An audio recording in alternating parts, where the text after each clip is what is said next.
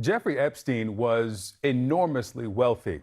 At the time of his death in 2019, he owned a collection of mansions across the world, two private islands. He was worth hundreds of millions of dollars. Exactly how this disgraced financier managed to become so wealthy is central to the ongoing scandal, and both Republican and Democratic lawmakers on Capitol Hill want answers. Here's CNN's Tom Foreman. When convicted pedophile Jeffrey Epstein was found dead behind bars, he owned two Caribbean islands, homes around the world in Manhattan, New Mexico, Palm Beach, Paris. And according to Forbes, his estate was valued at $578 million, making Epstein clearly a wealthy man. Not so clear to some who have watched the case closely how he got it all. I think that's the smoking gun here, Epstein's finances and how he made his money, who he got money from.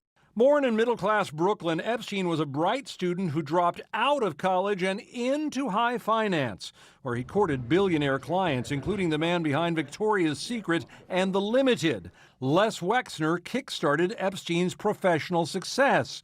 And when Epstein's private crimes came out, he expressed outrage. Being taken advantage of by someone who was so sick, so cunning, so depraved,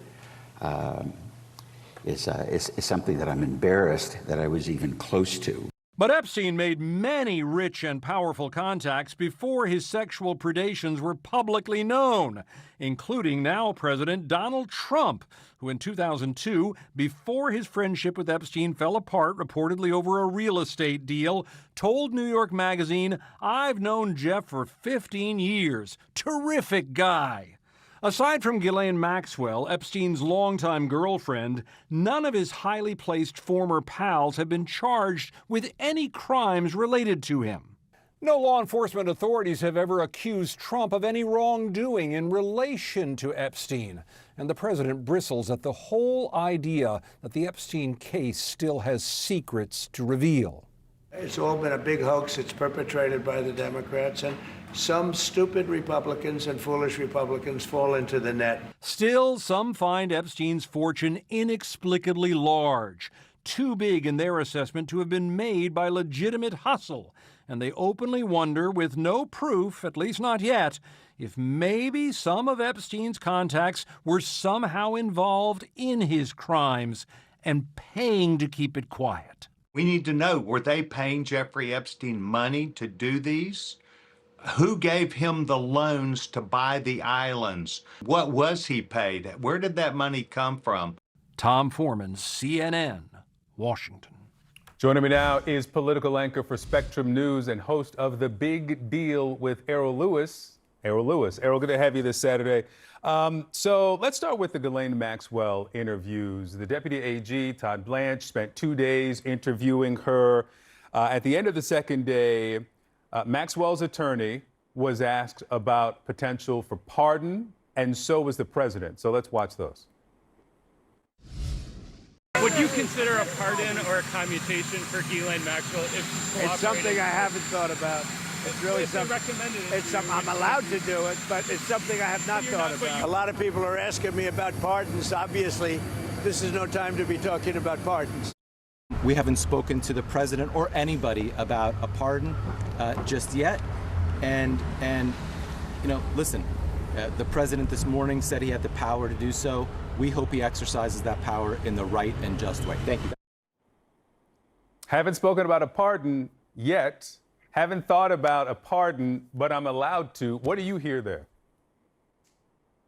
Oh, well, good morning, Victor. What I hear is what I think we all just saw with our own eyes, which is that in a shocking departure from normal procedures, a very high-ranking member of the Justice Department went and spent, 7 hours talking to this convicted felon, this person who did not even testify in her own case, never said a word in her own trial, and clearly made some kind of a deal or slyly suggested to her that, gee, if you say the right things or if you keep your mouth shut, there could be a pardon and you might be able to get out of prison in 20 months instead of 20 years. But, Errol, is there any way that the president, let's say the pardon is on the table, before the very end of this term would do that. Could he carry that politically to pardon Ghislaine Maxwell? Well, sure. I mean, listen, Victor, because of the Constitution and the prohibition on running for another term, Donald Trump is essentially a lame duck.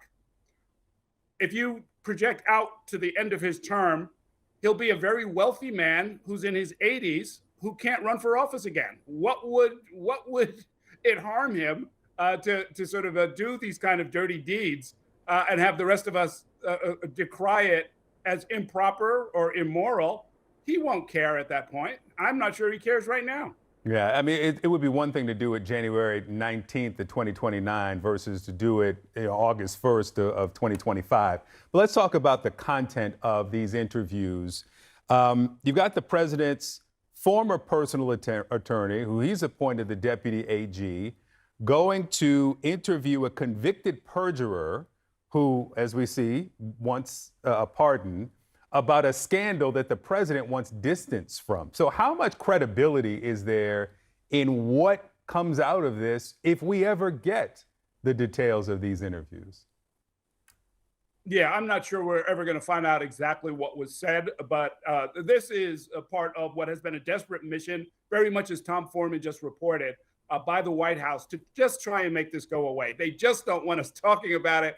They don't want reporters digging into it. The problem, of course, is that in MAGA world, there are a number of really senior people who are now part of the Trump administration who spent years. I mean, you know how that ecosystem works, Victor, where on talk radio and on websites and in books over and over and over again, they've said that Jeffrey Epstein is not just some wayward, depraved political player, but that he's central to how you have to understand politics. And they cannot now convince the MAGA base that there's nothing to see here.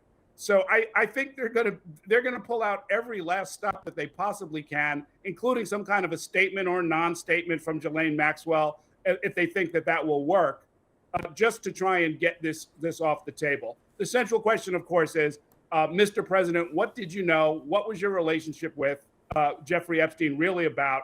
And if you knew that he was engaged in illegal activity, why didn't you say something? And there are enough members of the Republican conference in Congress now who want answers to those questions that this House subcommittee and oversight, they've now voted to subpoena the Epstein files. I want you to listen here. This is Republican Mike Kennedy. He held a virtual town hall. And for you at home, if you are having breakfast or if you are drinking a protein shake, sit the cup down, sit the fork down. This is pretty graphic, but I think it's important. Let's play it. I am a big fan of full transparency, and of course, healthcare and how it's delivered is a big way of thinking about things. Is if you've got a festering boil, infected wound with pus underneath there, you can continue to just let it fester, and potentially that's going to grow inward and create infection in your bloodstream and cause the whole body to be sick. Well, it's another way, and I've done this many times over the course of my doctor career. Is I just had to put a needle or a knife in it and cut it open and let it drain. And in the case of this Epstein stuff, absolutely, let it out. Well, if that didn't turn your stomach, Errol, what is the impact of the pressure from these town halls that Republicans will face, and from their voters, not from Democrats who are maybe shouting them down, from their voters over the next month? Yeah, I mean, here again, look, we have a president who came to national political prominence based on a lie and a conspiracy theory called birtherism. He has, over the years, used conspiracy theories over and over and over again, and he has trained his base, and he's gotten them accustomed to the idea that these weird, dark conspiracies about the so-called deep state are the key to understanding politics. And he's finding it very, very hard now to shut that down. What his members of his Republican Party are going to tell him is that there are a lot of people out there now who bought all of that stuff for over a decade now, and you can't just switch it off. That's the problem, by the way, with conspiracy theories, is there's nothing you can do to stop them beyond a certain point. And so people are going to take them and run with them. And anytime you say there's nothing else to see here, I don't have any more information, they say, what else are you hiding? Errol Louis, good to have you this Saturday. Enjoy the weekend.